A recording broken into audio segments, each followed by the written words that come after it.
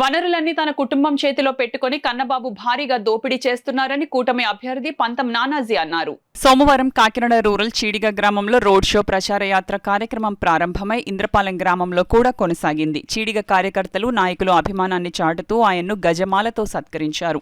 మహిళలు మంగళహారతులు పట్టి పూలు జల్లి ఘన స్వాగతం పలికారు. రోడ్ షోతో ఇంటింట ప్రచారం నిర్వహిస్తూ ముందుకు సాగారు. ఈ సందర్భంగా ఆయన మాట్లాడుతూ రూరల్ నియోజకవర్గంలోని పనులు, కాంట్రాక్టులు, పరిశ్రమల దోపిడీ, నకిలీ పట్టాల పంపిణీ ఇలా అనేక అక్రమాలకు పాల్పడుతున్నారన్నారు.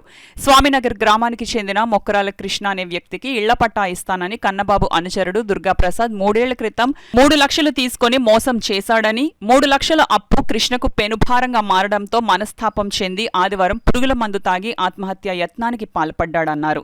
ప్రస్తుతం కాకినాడ జీజీహెచ్లో చికిత్స పొందుతున్నాడని, స్వామినగర్లో ఆ కుటుంబాన్ని పరామర్శించనున్నామన్నారు. నకిలీ పట్టాల వ్యవహారంపై ఇప్పటికే పలుమార్లు జిల్లా యంత్రాంగానికి తెలియజేశామని, నకిలీ పట్టాల వ్యవహారంపై మరోసారి పోలీస్ శాఖ వారికి ఫిర్యాదు చేస్తామన్నారు. అలాగే కాకినాడ రూరల్లో ప్రధానంగా మౌలిక సదుపాయాల దృష్ట్యా 8 అంశాలతో రూరల్ మేనిఫెస్టో సిద్ధం చేశామన్నారు.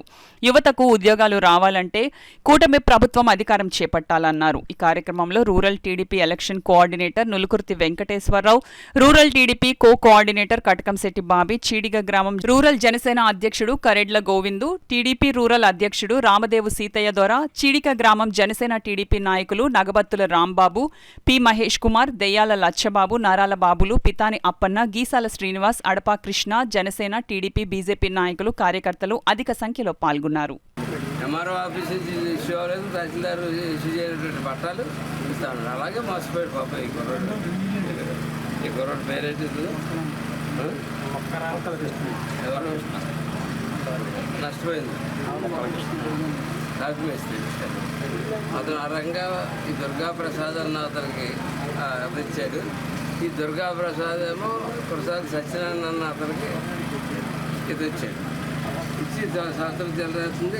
ఈ వడ్డీ 3 లక్షల వడ్డీ తిరుగుతూ ఉంది. 10 మీటర్లు అలా తిరుగుతూ ఉంది. ఇది సైట్ రావట్లేదు. ఏం చేస్తాడు, ఏం చేయని పరిస్థితి, తప్పని పరిస్థితి, అలా ఆత్మహత్య ప్రయత్నం చేస్తాడు.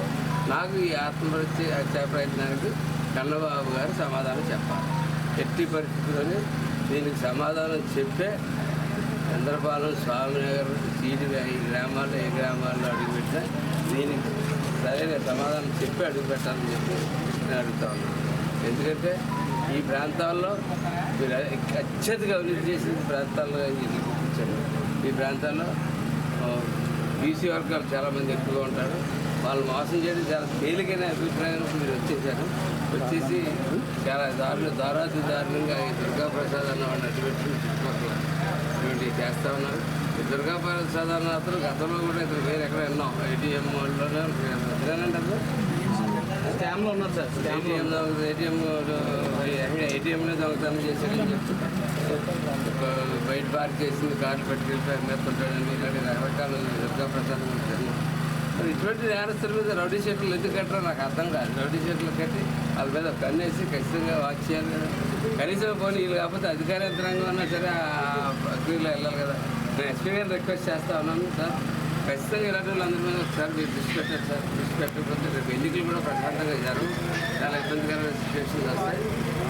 కాబట్టి ఎస్పీ గారు నేను కోరుతా ఉన్నాను, ఈ ఎన్నికల 13వ తారీఖు లోపు ఈ నకిలీ పుట్టాలు పట్టుకోవాలా, పట్టుకుని వాళ్ళని వెంటనే అరెస్ట్ చేయాలా.